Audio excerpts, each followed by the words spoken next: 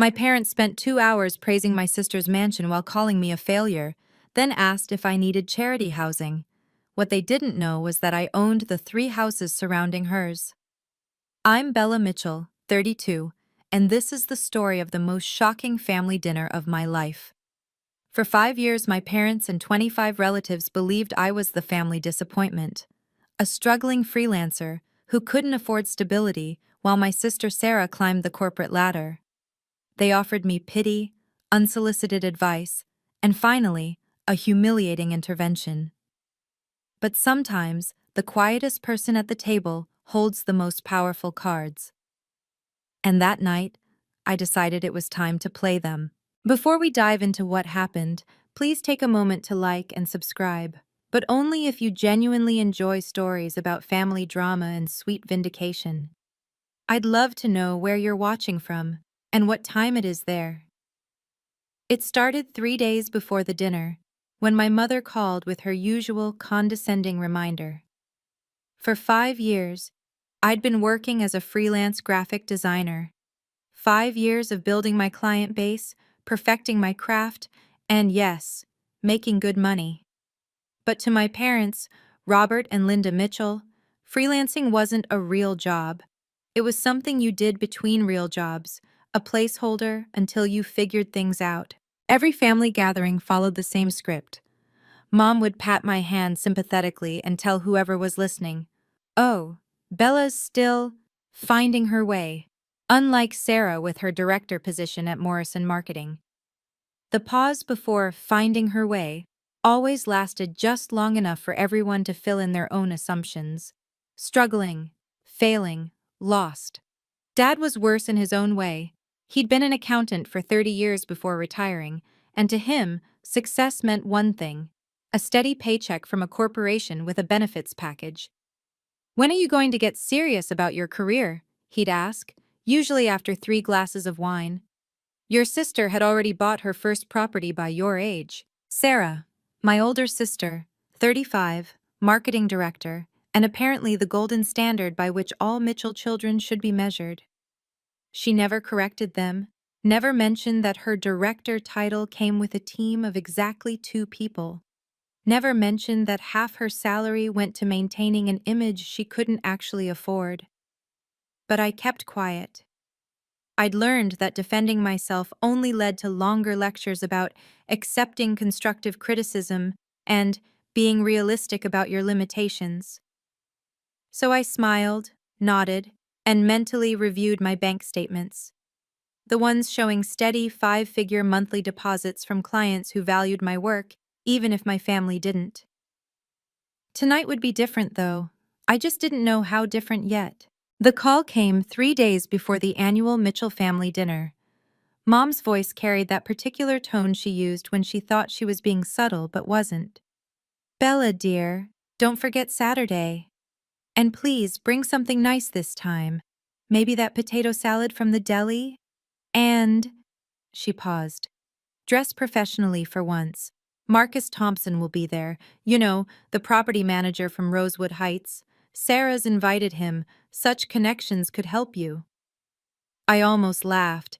If only she knew that Marcus and I exchanged emails weekly about maintenance schedules and tenant complaints, but I just said, "Sure, Mom, professional it is."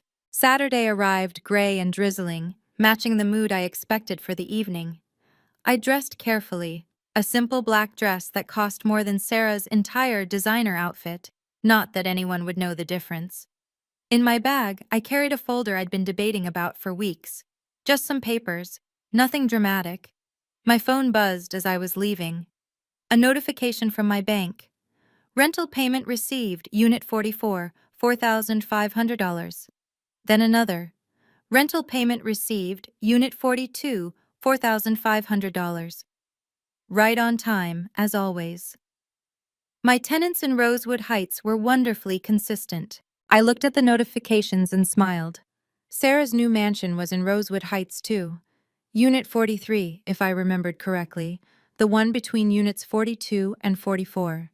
The cheapest property on that particular street, though she probably didn't know that when she bought it. The folder in my bag felt heavier. 3 years of keeping this secret, 3 years of letting my family think I was barely scraping by. But there's something about being publicly pitied at your own family dinner that makes you reconsider your choices. I started my car and headed to my parents' house, wondering if tonight I'd finally have enough. Sarah's white Mercedes was already in the driveway when I arrived, parked at that perfect angle that screamed, "Look at my success." Through the window, I could see the house buzzing with relatives, aunts, uncles, cousins, and their kids. 25 people who'd gathered to celebrate Sarah's latest achievement while wondering what went wrong with Bella.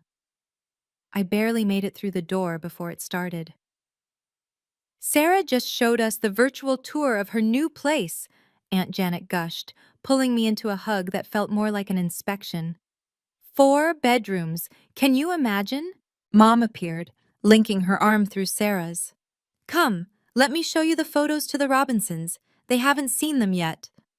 She glanced at me. "Bella, why don't you help in the kitchen? The caterer needs someone to arrange the appetizers." Of course. Sarah gets the victory lap. I get kitchen duty. I was arranging shrimp on a platter when I heard Dad's booming voice from the living room. "Built-in smart home system. My daughter doesn't do anything halfway." His daughter. Singular. As if he only had one. "Bella?" A familiar voice made me turn. Marcus Thompson stood in the kitchen doorway, looking slightly uncomfortable in the family chaos. Tall, mid-40s, with the kind of quiet authority that came from managing millions in real estate.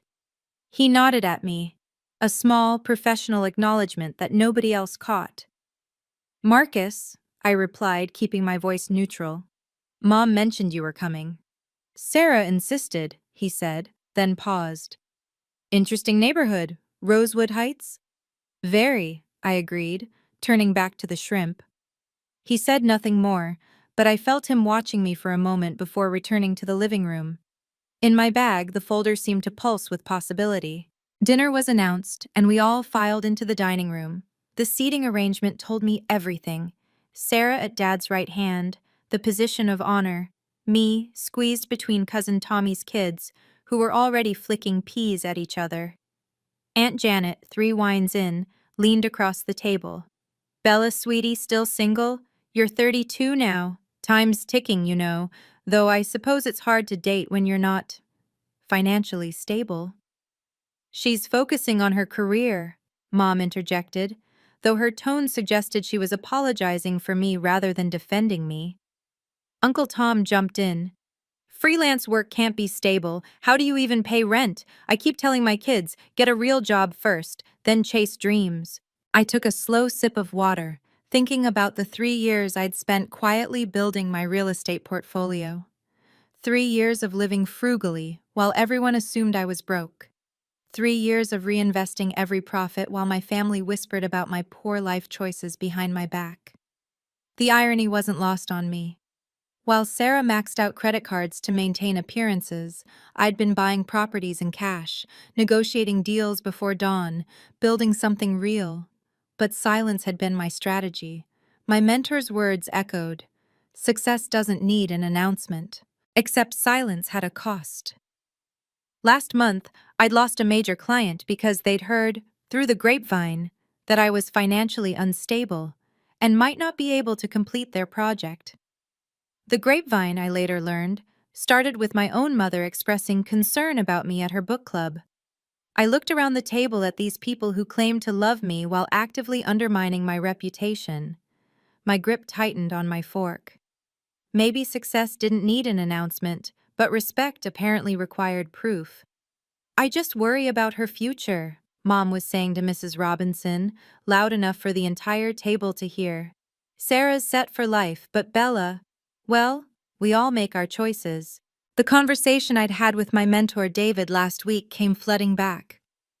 "You're protecting your peace by staying quiet," he'd said. "But you're also enabling their disrespect. There's a difference between humility and being a doormat." He was right. My silence hadn't protected me. It had emboldened them. The freelance work they mocked? I was pulling in 6 figures annually from 3 major tech companies. The instability they worried about? I had 18 months of expenses and savings, plus rental income that could cover my lifestyle twice over. But they didn't know any of that because I'd never told them.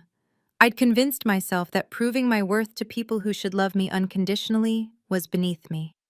Yet here I was, listening to them plan my rescue from a failure that existed only in their minds. Sarah stood up, wine glass in hand. Before we eat, I just want to thank everyone for being here. And special thanks to Mom and Dad for always believing in me. Success is so much sweeter when you have family who supports your dreams. The table erupted in applause. Dad wiped away what might have been a tear. Mom beamed like Sarah had just cured cancer. To Sarah, Uncle Tom raised his glass. Proof that hard work and ambition pay off.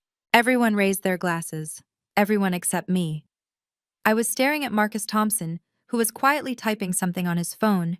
He glanced up, caught my eye, and gave the slightest nod. Tonight, something had to change. The only question was how much truth this family dinner could handle. Sarah wasn't done. Of course she wasn't. I have to give you all the grand tour, virtually at least. She pulled out her phone, connecting it to Dad's TV. This is the foyer, marble floors, imported from Italy. The relatives oohed and awed as she swiped through photo after photo. The living room with its vaulted ceilings, the kitchen with professional-grade appliances, the master bedroom with its walk-in closet bigger than my supposed studio apartment. 4 bedrooms, 3.5 baths, she continued, glowing with pride. The pool needs some work, but by summer it'll be perfect for parties. And the best part? She paused for dramatic effect. It's in Rosewood Heights, the most exclusive neighborhood in the city. More applause, more congratulations. Cousin Lisa actually whistled. How much did that set you back? Uncle Tom asked, though his tone suggested he was impressed regardless of the answer. Well, Sarah laughed, that fake modest laugh she'd perfected. Let's just say it was a smart investment. Property values there only go up. I noticed Marcus Thompson had stopped typing. He was watching Sarah with an expression I recognized, the polite mask professionals wore when clients said something incorrect, but correcting them would be awkward. He knew what I knew. Sarah had bought the least valuable property on that street, the one with foundation issues that would cost a fortune to fix. Bella, Sarah turned to me with what she probably thought was kindness. You really should come visit. The guest room is huge, much nicer than wherever you're staying now.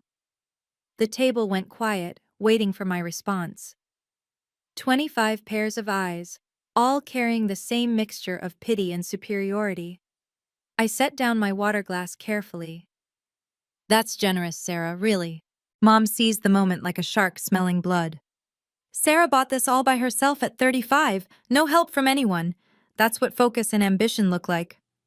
Some people have drive, Dad added, his eyes finding mine across the table.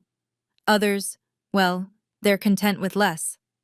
The subtext wasn't even subtle anymore. I was the others, the one content with less, the failure. Aunt Janet stage whispered to her daughter, "This is why we keep telling you to get a corporate job. Stability matters." Bella does her little designs, Mom said, as if I was a child with crayons rather than a professional with Fortune 500 clients.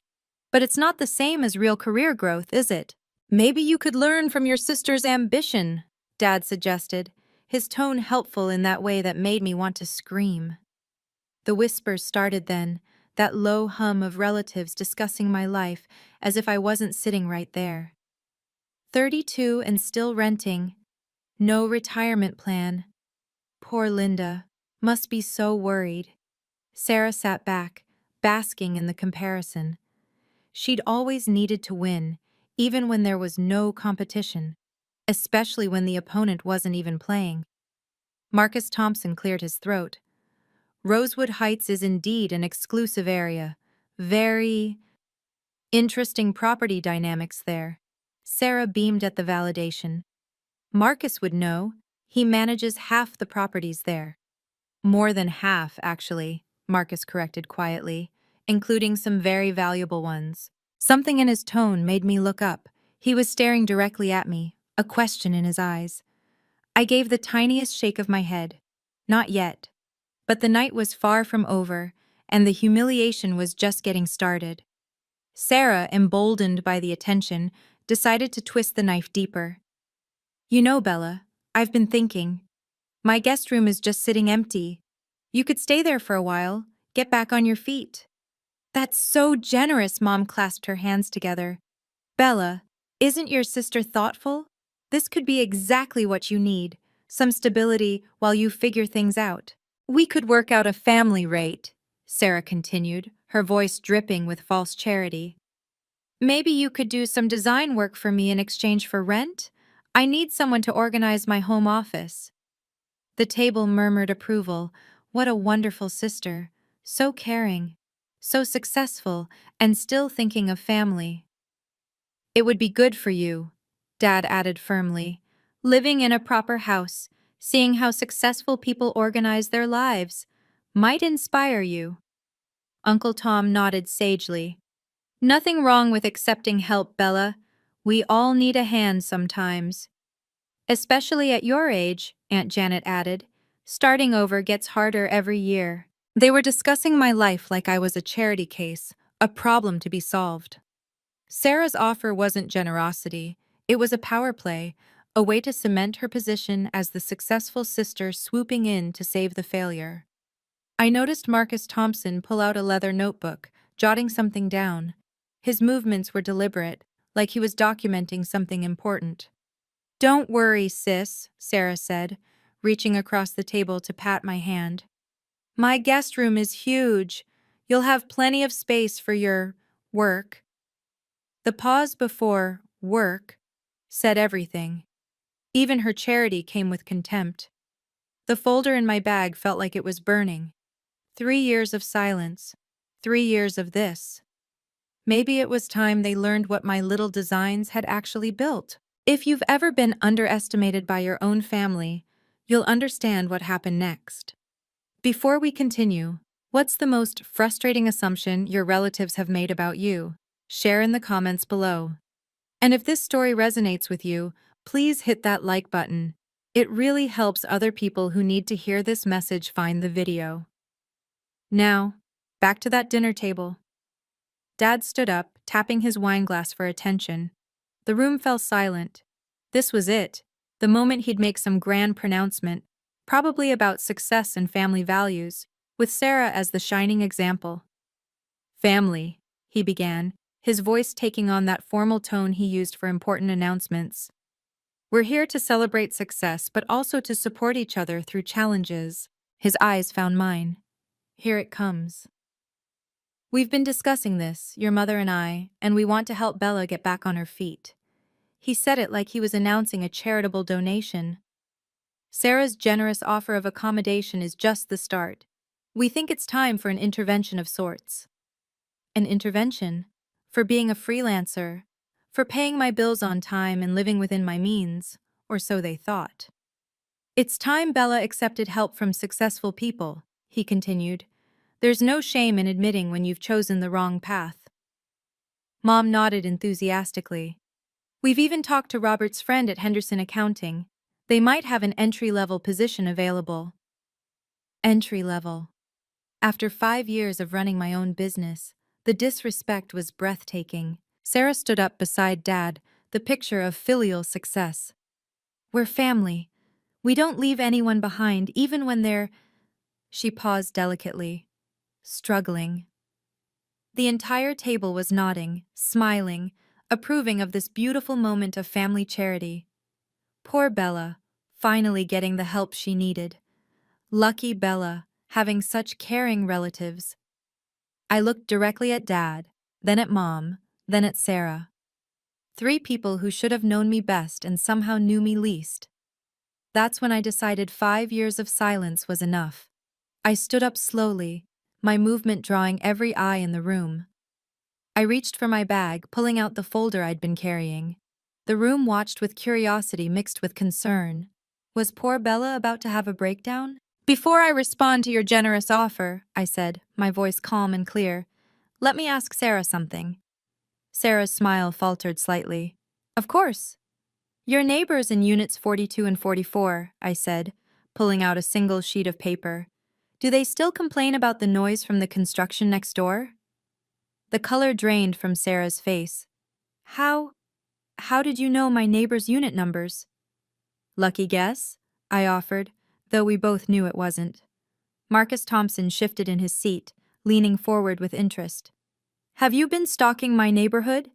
Sarah's voice pitched higher. That's creepy, Bella. Not stalking, I said, setting the paper on the table.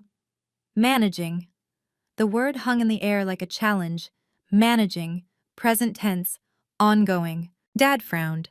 Managing what? What are you talking about? I looked at Sarah, whose eyes were darting between me and the paper I'd placed face down on the table. She knew something was coming, but couldn't quite piece together what. The construction noise, I continued conversationally, started 3 weeks ago. New bathroom installations in both units. The contractor said it would take another week. I apologize if it's been disruptive. You apologize? Mom sounded completely lost. Uncle Tom laughed nervously. What, you're pretending to own property now? Bella, this is sad.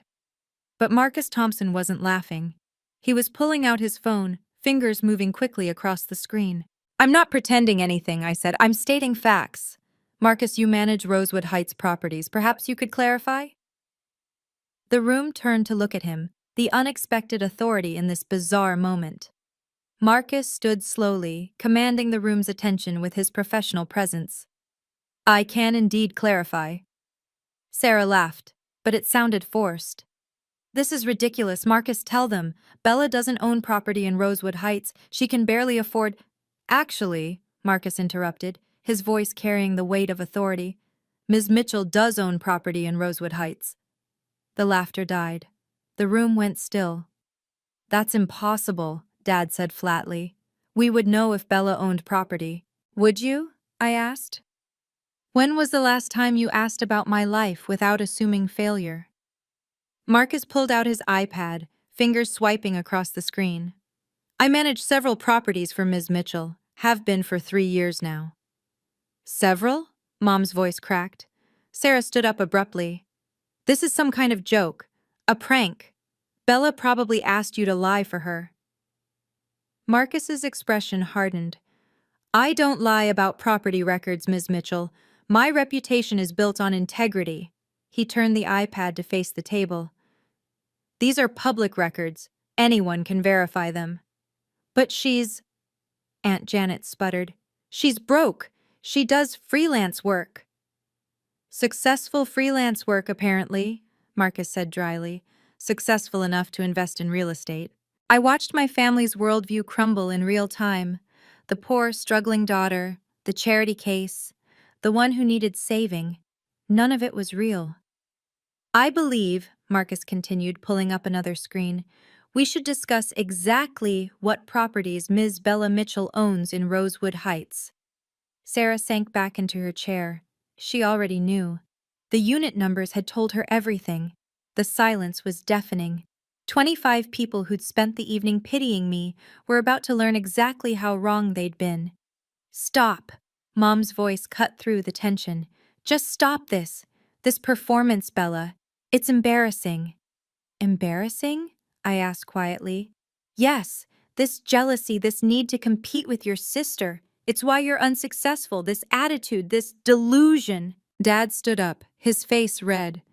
Accept reality, Bella. Not everyone can be Sarah. Some people achieve things, others don't. That's life. The relatives were shaking their heads, whispering, Poor thing, she's desperate. Making up stories. So sad. Aunt Janet tutted loudly. Honey, lying won't make you successful. It just makes you look pathetic. Sarah found her voice again, emboldened by the family support. Bella, we're trying to help you. This fantasy you're creating, it's concerning. Maybe you need professional help. Professional help. Mom latched onto the idea. Yes, that's what you need. Not these made-up stories about owning property. They were diagnosing me now. The failed daughter had moved from disappointing to delusional in their eyes. Marcus cleared his throat. With respect, Mrs. Mitchell, I'm not part of any performance. I'm stating facts from Rosewood Heights property database. She probably paid you, Uncle Tom suggested. Desperate people do desperate things. The insults kept coming, each one designed to push me back into my box, the one labeled family failure. They needed me to be unsuccessful. It validated their worldview, their choices, their treatment of me. Marcus looked at me, waiting. He had the proof right there on his iPad, but he was letting me decide when to deploy it. I stood up again, my voice cutting through their mockery. You're right about one thing. Not everyone can be Sarah. Sarah smirked. Some of us, I continued, prefer being landlords instead. The word landlords hung in the air like a lit fuse. Sarah's smirk twisted into confusion. Landlord? Of what? A storage unit? Of 3 properties in Rosewood Heights, I said evenly. The 2 houses on either side of yours, Sarah, and the one directly across the street. The room erupted in dismissive laughter. This is pathetic. Dad shook his head. Bella, stop embarrassing yourself. 3 properties? Uncle Tom wheezed between laughs. In Rosewood Heights? That would be worth millions. 2.1 million, to be exact, I said. The laughter grew louder, more mocking. They thought I'd lost my mind. Sarah stood up, her face flushed with second-hand embarrassment. Bella, I live there. I know my neighbors. You're not my landlord. I never said I was your landlord, I replied calmly. I said I own the properties next to and across from yours. Prove it, Sarah challenged. If you own these magical properties, prove it right now. I looked at Marcus. Mr. Thompson, would you mind confirming the ownership records for units 42, 44, and 37 in Rosewood Heights? Marcus nodded, turning his iPad to face the entire table. Certainly. The mocking voices began to quiet as they saw his expression, serious, professional, not a trace of humor. Units 42 and 44, the properties adjacent to Unit 43, that's your house, Ms. Sarah Mitchell, have been owned by Ms. Bella Mitchell for 3 years. The laughter stopped completely. Unit 37, directly across the street, was purchased by Ms. Bella Mitchell 18 months ago. You could hear a pin drop. Each property, Marcus continued, his voice filling the silence, currently rents for $4,500 per month. Nobody was laughing anymore. Sarah's face had gone from red to white. This isn't possible. Those houses? They're worth more than yours, Marcus said simply. Significantly more, actually. Dad grabbed the iPad, staring at the screen like it might change if he looked hard enough. These are forged. They have to be.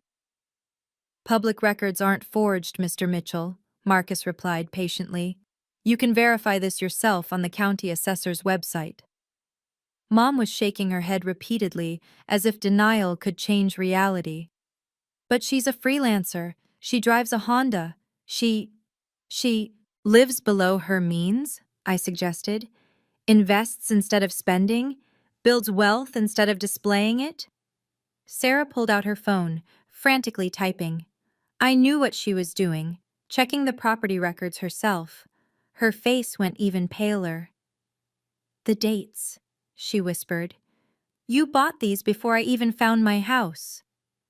3 years ago, I confirmed. When the market dipped, paid cash for the first 2 with my freelance savings. The rental income funded the third. Cash? Dad's voice cracked. Uncle Tom had pulled out his phone too. Holy! These properties are listed here. Owner, B. Mitchell. He looked up at me. His expression completely changed. The rental estimates. This is $13,500 a month in income. Plus my freelance work, I added quietly. The room was spinning for them. Everything they believed, everything they'd said about me, every assumption and insult, all wrong. Marcus pulled up another screen. Should I also mention the LLC? Rosewood Property Management, sole proprietor Bella Mitchell? Sarah dropped her phone. It clattered on the table, the screen showing Zillow's property records. The successful sister, the failure. The roles hadn't just reversed. They'd never been accurate to begin with. Marcus turned the iPad to show the full portfolio summary. Ms. Bella Mitchell owns units 42, 44, and 37 in Rosewood Heights. Combined property value, $2.1 million. Monthly rental income, $13,500. All properties are currently leased with tenants on 2-year contracts. The numbers glowed on the screen, undeniable and overwhelming. She's been our most reliable property owner for 3 years, Marcus continued, his tone professional but with an edge of satisfaction. Never a late payment to contractors, prompt responses to tenant concerns, excellent property maintenance. The kind of owner we wish we had more of. Dad's hands were trembling as he held the iPad. But how? Freelance design work pays well when you have Fortune 500 clients, I said. You just never asked who I worked for. You heard freelance and assumed failure. Mom's mouth opened and closed like a fish gasping for air. $2 million? In property alone, Marcus clarified. That doesn't include her business assets or savings. Sarah finally found her voice, though it came out strangled. You own the houses next to mine? You're my neighbor's landlord? Technically, my LLC is, I said. But yes. You could have bought my house? Her voice pitched higher with each word. I looked at it, I admitted, but it had foundation issues, bad investment. You overpaid by about $200,000. The truth hung heavy in the air. Sarah's mansion, her pride and joy, the symbol of her success, was the worst house on the street. And everyone at the table now knew it. Aunt Janet's wineglass slipped from her numb fingers, red wine spreading across Mom's white tablecloth like blood. Nobody moved to clean it up. They were all staring at me, the failure who'd just revealed herself as the family's biggest success. Show them the purchase dates, I said to Marcus. He swiped to another screen. Unit 42, purchased March 2021. Unit 44, purchased June 2021. Unit 37, purchased January 2023. All before Sarah bought her place, Uncle Tom said slowly, doing the math. You were already established in that neighborhood when she moved in. Sarah's face crumbled. You knew. When I was bragging about finding that house, you already owned the better ones. You were so happy, I said simply. Why would I rain on your parade? Marcus pulled up another document. These are all public records. The county assessor's office has everything online. Ms. Bella Mitchell's name is on all 3 deeds, free and clear, no mortgages. No mortgages? Dad's voice was barely a whisper. I don't believe in debt, I said. Another thing you never asked about, my financial philosophy. Cousin Lisa was frantically checking her phone. It's all here, public records. Bella owns, oh my God, the 2 Victorian houses? Those are gorgeous. And the modern one across the street? The Victorian houses needed work, I explained. I spent 6 months renovating each one. Did a lot of the design work myself, actually. That little design hobby you all mock? It saved me $50,000 in renovation costs. Your houses are worth $800,000 each, Sarah said, reading from her phone. Mine is valued at $700,000. Actually, Marcus corrected gently, with the foundation issues, current market value for Unit 43 is closer to $650,000. Sarah looked like she'd been slapped. The best part? Marcus added. Ms. Mitchell bought during the market dip. Her properties have appreciated 40% in 3 years. Excellent investment timing. Mom finally spoke, her voice hollow. We told everyone you were struggling. I know, I said quietly. I heard. The room went completely silent. 25 people who'd spent years pitying me were staring at proof I was the wealthiest person at the table. If you're enjoying this story of quiet success, Please subscribe and hit the notification bell. I post new stories every week about setting boundaries and finding justice. What would you have done in my position? Let me know below. Now here's what happened next.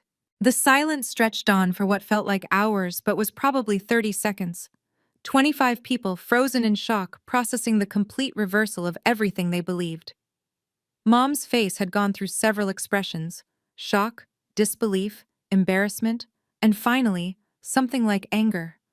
Her mouth opened and closed several times before she managed, But, but you never said anything. You never asked, I replied.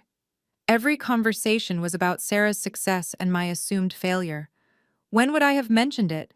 During the lectures about getting a real job? Or maybe while you were telling strangers I was finding my way? Dad's face was deep red now, whether from embarrassment or anger I couldn't tell. He set the iPad down carefully, like it might explode. This changes. Nothing, Sarah interrupted, her voice sharp with humiliation. It changes nothing. So Bella has money. Good for her. But her hands were shaking, and everyone could see it. Aunt Janet was still staring at the wine stains spreading across the tablecloth, as if it was easier to focus on that than the revelation. 2.1 million, she kept muttering. 2.1 million. Uncle Tom cleared his throat. Well, this is unexpected. That was an understatement. The unsuccessful daughter they'd all pitied, advised, and patronized was worth more than most of them combined. Marcus stood there, iPad in hand, patient and professional. Ms. Mitchell also has an excellent credit score and a diverse investment portfolio, but I assume that's not necessary to discuss. Not necessary, I agreed. I think they get the point.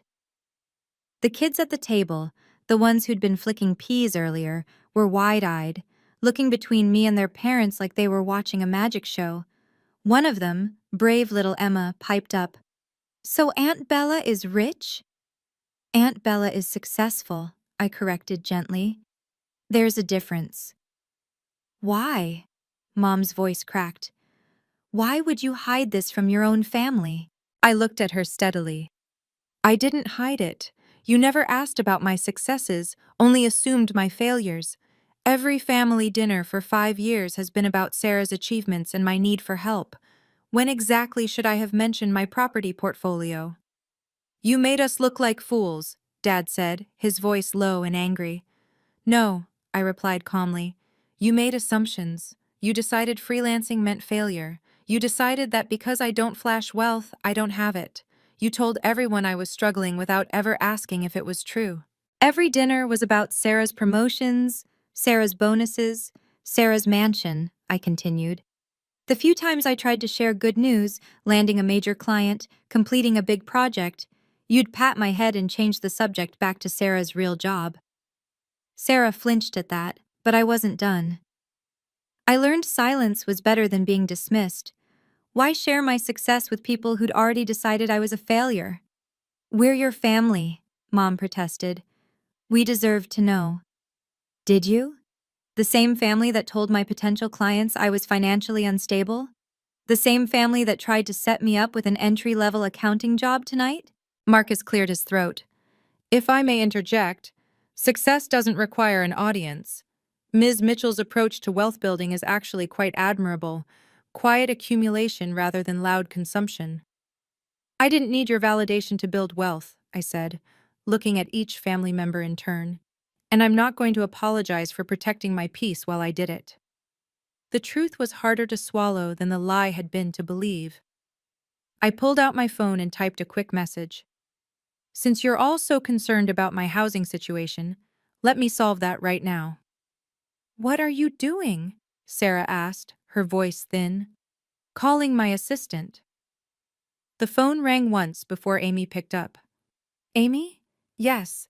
I need you to schedule a viewing for Unit 37. This week would be perfect." I could hear Amy's professional voice through the speaker.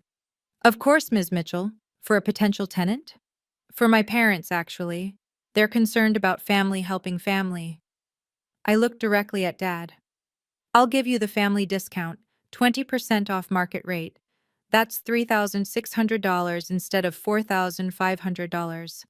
Mom gasped. You want us to be your tenants? You wanted to help me with housing. I'm returning the favor. Unit 37 is beautiful. 3 bedrooms, 2 baths, renovated kitchen. Much nicer than your current place, and the homeowners association handles all maintenance. I slid a folder across the table, the one I'd been carrying all night. Standard lease agreement, first month and security deposit. I can have it ready by the first. Dad stared at the papers like they were written in a foreign language. You're serious? As serious as you were about that entry-level accounting position, I replied evenly. This is what family helping family looks like when you have resources. The offer's genuine. Sarah laughed, but it sounded hysterical. You're trying to make Mom and Dad your tenants? I'm offering them a beautiful home at below market rate, I corrected. That's more than anyone else at this table has offered. The rental agreement sat on the table between us, as real and undeniable as the success they'd refused to see. Think about it, I said. Amy will be in touch. Sarah grabbed her phone, frantically pulling up Zillow again. Her fingers flew across the screen, checking property values, rental rates, market comparisons. With each swipe, her face grew paler. This can't be right, she muttered. The Victorian houses, they're listed as premier properties. They are now, I said. After the renovations. She kept scrolling, her breathing getting shallower. You own the 3 best houses on the street, the 3 most valuable properties. Location matters, I agreed. The Victorians are on the corner lots, bigger yards, better light. The modern house has the best view. My house, Sarah's voice broke. My mansion is the cheapest one? Marcus nodded sympathetically. Unit 43 was a flip. Quick renovation, cosmetic fixes, but the foundation issues were never properly addressed. The previous owner just wanted to sell fast. You knew, Sarah turned on me, tears starting to form. When I was touring houses, when I was so excited, you knew I was buying the worst one. You were so happy, I repeated. You loved it. Why would I ruin that? The realtor said it was a steal, she whispered. It was, Marcus said quietly. For them. Sarah stood abruptly, her chair scraping against the floor. I need some air. But she didn't move toward the door. She stood there swaying slightly, processing the fact that her greatest achievement was actually proof of poor judgment. The mansion she'd lorded over me for months was the neighborhood's white elephant. You could have warned me, she said finally. Would you have listened? The unsuccessful sister giving the successful one real estate advice? She had no answer for that. We both knew she would have laughed in my face. I stood up, addressing the entire table. From now on, things change. Bella, Mom started. No, I cut her off. I've listened to your assumptions for 5 years. Now you'll listen to my boundaries. The room was silent except for the grandfather clock ticking in the hallway. First, no more assumptions about my life, my finances, or my choices. If you want to know something, ask. Don't assume. Dad opened his mouth, then closed it. Second, no more pity, no more poor Bella stories to your friends, no more unsolicited advice about my career. I'm a successful businesswoman. Treat me like one. Third, I looked directly at Sarah. No more comparisons. We chose different paths. Both are valid. This isn't a competition. Sarah looked away. And finally, I said, my voice firm but not unkind, respect is non-negotiable, even from family. Especially from family. Or, Uncle Tom challenged, or our relationship stays strictly professional. Landlord and tenant if you take the house. Otherwise, we can exchange Christmas cards and nothing more. You're threatening us? Mom's voice was small. I'm setting boundaries, something I should have done years ago. I picked up my bag. I love you all, but I won't tolerate disrespect anymore. Not for one more dinner. This is because we tried to help you? Dad's voice was defensive. This is because you tried to help someone who didn't exist, a failure you invented in your minds. The real me has been successful for years. You just never bothered to look. Marcus stepped forward. Ms. Mitchell, shall I send the property management agreements to your office? Please, I nodded. Monday morning is fine. The professional interaction emphasized the point. I was a businesswoman, not a charity case. The shift was immediate and uncomfortable. Relatives who'd spent the evening pitying me suddenly wanted my attention. Aunt Janet approached cautiously. Bella, dear, about what I said earlier, about marriage and time ticking, I didn't mean— You meant exactly what you said, I replied calmly. You thought I was a failure who couldn't attract a partner. Now you know I choose to be single because I'm busy building an empire. She flushed deep red and retreated. Uncle Tom cleared his throat. So, these investments of yours. How does one get started in real estate? There are books, I said, YouTube videos, courses, the same resources that were available when you were calling me financially unstable 10 minutes ago. Cousin Lisa tentatively raised her hand like we were in school. Could you maybe mentor me? I'm interested in investing. Email me a business proposal, I said. I'll consider it. The formal response made her blink. They were all realizing that access to my expertise would no longer be free or automatic. One by one, they approached with questions, apologies, sudden interest in my life. The same people who'd whispered about poor Bella were now calculating my net worth and wondering how to benefit from it. Bella's so smart, I heard someone whisper. Always knew she had it in her. The revisionist history had already started. By next week, they'd all claim they always believed in me. Mom was still sitting at the table, staring at the rental agreement. 20% off is generous. It's business, I corrected. Family discount is standard in property management. She flinched at the cold professionalism, but what did she expect? They'd treated me like a business problem to solve. Now I was treating them like potential tenants. The party was effectively over. Sarah had disappeared to the bathroom and hadn't returned. Dad stood by the window staring at nothing. Mom kept picking up the rental agreement, reading it, then putting it down again. We just wanted to motivate you, Mom said finally, her voice small. We thought if we pushed hard enough, you'd fix me, I finished. Turn me into Sarah? We always knew you were smart, Dad said, still facing the window. We just worried. No, I interrupted. Don't rewrite history. You didn't worry, you judged. You didn't motivate, you humiliated. Own it. The truth hung heavy between us. Sarah finally emerged from the bathroom, eyes red and puffy. She'd been crying. The golden child who'd never faced failure was processing her first real defeat. I'm leaving, she announced, grabbing her purse. Sarah, wait. Mom reached for her. No, Sarah pulled away. I can't. I need to think. She looked at me, and for a moment, the sister I remembered from childhood flickered through, vulnerable, scared, human. Was any of it real? She asked. Your struggles? The times you borrowed money? I borrowed $50 3 years ago for parking, I reminded her. You turned it into a story about me being broke. I never corrected you. Why? Because you needed to feel superior, and I needed peace. She left without another word. The Mercedes engine roared to life, then faded into the distance. The family WhatsApp group would be interesting tomorrow. The dynamics had shifted permanently. The hierarchy they'd all accepted without question had crumbled in one dinner. This changes everything, Mom whispered. No, I said. It reveals everything. There's a difference. 3 months later, the new normal had settled in, uncomfortable but undeniable. Mom and Dad still lived in their old house. They'd never signed the rental agreement, too proud to become their daughter's tenants but unable to forget the offer.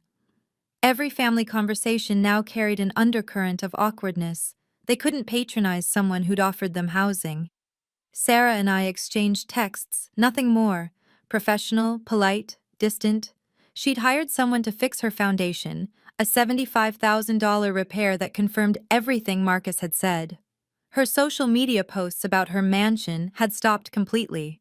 The extended family treated me differently now. No more pity, but no real warmth either. I'd disrupted their comfortable narrative. Aunt Janet called once asking for a small loan of $10,000. I referred her to a bank. The most interesting change was professional. Word had gotten out somehow. Families talk, and this story was too good not to share. 3 new clients had reached out, impressed by someone who'd built wealth quietly while everyone doubted her. My freelance income increased by 40%. Marcus and I had coffee occasionally. He'd become something between a colleague and a friend, one of the few people who'd seen my success before it was forced into the open. "Any regrets about revealing everything?" he asked during one meeting. "No," I said. "But I wonder sometimes if I should have done it sooner." "Timing is everything in real estate," he replied. "And in family revelations, apparently." The family dinners continued without me. I'd been invited but declined. Some bridges, once burned, were better left as ash. I had boundaries now, and I intended to keep them. Success, I'd learned, was sweeter when you didn't need anyone else to validate it.